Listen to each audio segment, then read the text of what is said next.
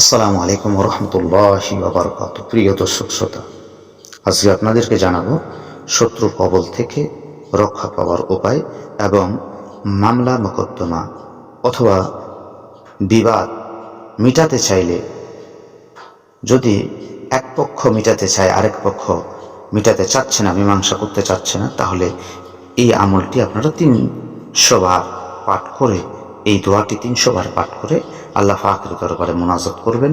আল্লাহ পাকের অশেষ কৃপায় আপনার সমস্যার সমাধান হয়ে যাবে, আপনি শত্রুর কবল থেকে বেঁচে যাবেন, মামলা মোকদ্দমা থেকে খালাস পাবেন, বিবাদ আপনার শেষ হয়ে যাবে, মীমাংসা হয়ে যাবে।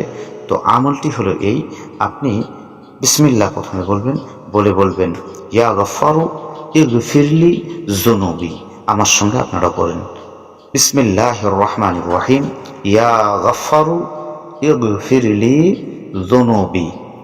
এই আল্লাহ পাকের নামটি জহরের নামাজের বাদে 300 বার পাঠ করে আল্লাহ পাকের কাছে মোনাজাত করবেন দুটি হাত বাড়িয়ে।